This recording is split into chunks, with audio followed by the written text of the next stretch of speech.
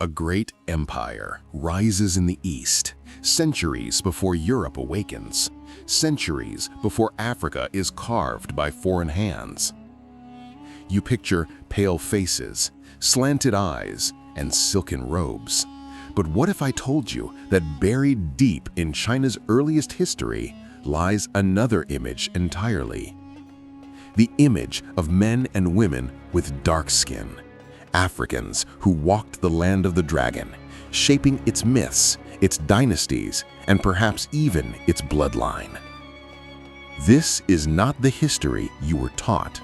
This is the forbidden history of ancient Black China. This is Voices of the Forgotten, where Africa's buried truths rise again. For thousands of years, official records painted China as an isolated cradle of civilization, untouched, pure, self-born. But history is never that clean. Empires rise, not in isolation, but in contact. And when we peel back the carefully woven silk of China's past, we find something startling.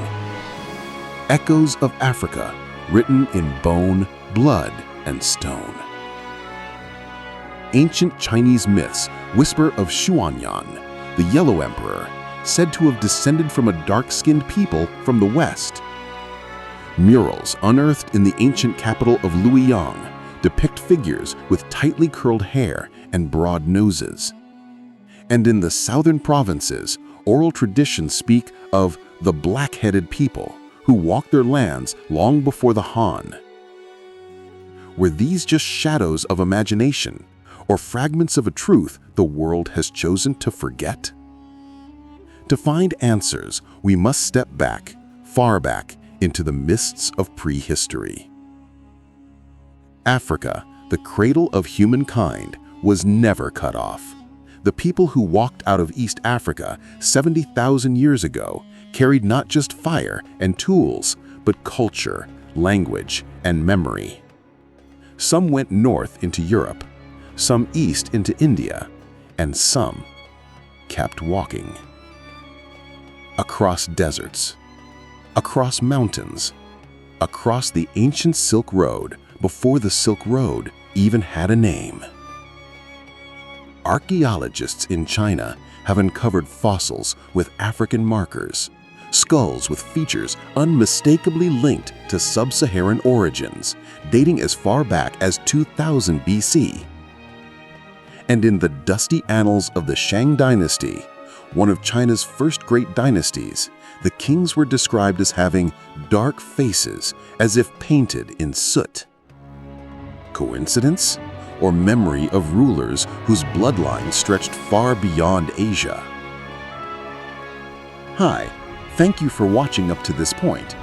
If you love African mystery history, comment the country you are watching from so we can appreciate you.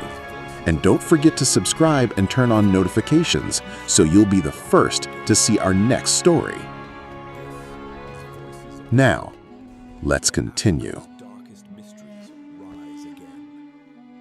The Shang Dynasty, around 1600 BC, gave China its first written script, its first great cities, its bronze technology. But who taught them? Among Shang oracle bones, carved with divinations for war and harvest, appeared drawings of figures with woolly hair, thick lips, and ebony skin. Even more startling, the Shang buried their elites with drums, masks, and carved figurines strikingly similar to African ritual items from the Nile Valley.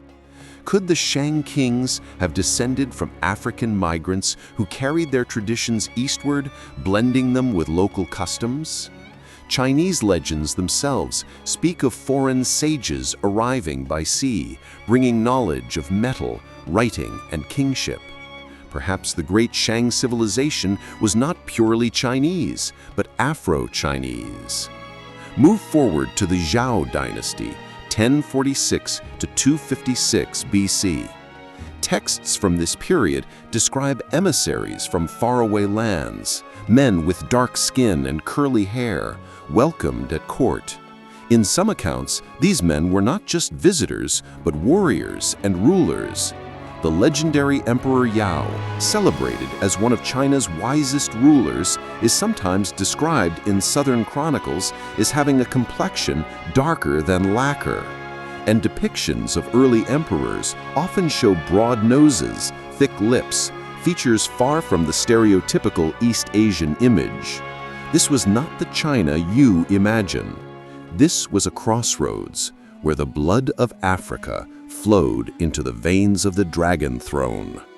But what happened to this African presence? Why do we not see them in the scrolls, in the classrooms, in the history books? The answer lies in the politics of memory. Dynasties rose and fell. Each one rewrote history, erasing what did not fit the story they wished to tell. By the time of the Han Dynasty, 206 BC to 220 AD, China projected itself as a unified, homogeneous empire. Foreign influences, especially African, were quietly removed, their traces buried under centuries of selective memory. And yet the evidence refused to disappear. Han pottery reveals figures with African features, labeled as servants, musicians, even generals. Tales of the Kunlun slaves, described as dark-skinned men of immense strength and loyalty, appear again and again in Chinese literature. But were they slaves, or descendants of once powerful African settlers reduced to servitude as dynasties turned? The truth was dangerous, because if China's emperors had African blood, then the very story of Chinese civilization was not one of isolation, but of mixture, shared, intertwined, global. The ocean has always been a highway, not a barrier. By the Tang Dynasty, 618 to 907 AD, records speak openly of African merchants docking in Guangzhou, bringing ivory, gold, and stories of their homeland. But was this the beginning of contact, or the continuation of something far older? Some historians argue that African sailors reached China long before Zheng He's famous voyages. Evidence? Ancient Chinese texts describe black people of the southern seas arriving on ships loaded with spices. Artifacts found along the Chinese coast bear uncanny resemblance to West African designs, beads, patterns, even instruments. And perhaps most shocking of all, DNA studies in southern China show traces of African ancestry, concentrated in regions tied to ancient ports. The blood remembers, even when the books do not. So why does no one speak of Black China? Why is this history forbidden? The answer is simple. Empire thrives on purity. The idea of a homogeneous China, unchanging, eternal, gave power to dynasties and modern states alike.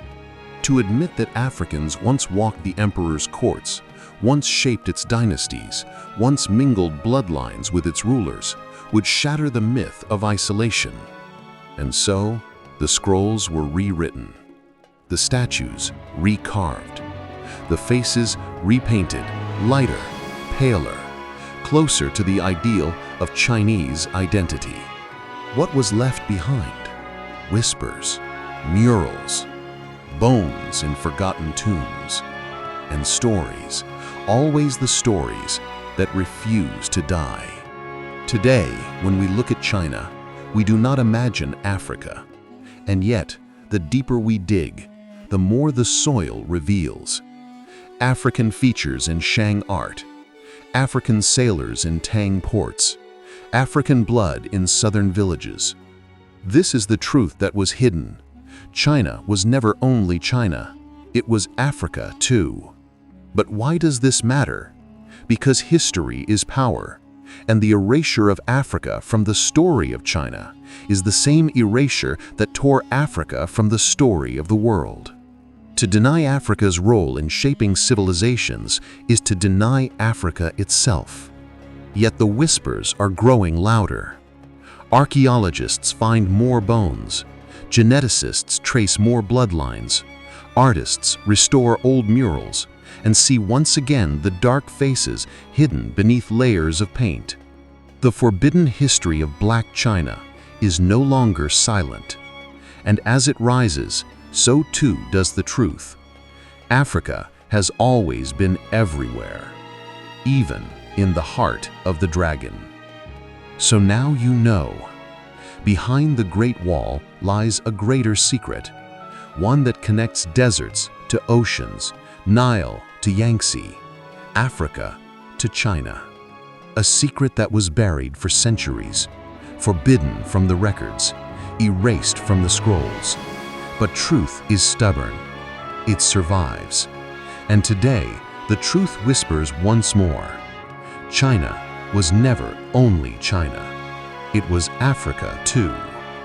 The question is, what other stories have been erased? And when will we finally be ready to face them? This is Voices of the Forgotten, and that is the truth history tried to forget.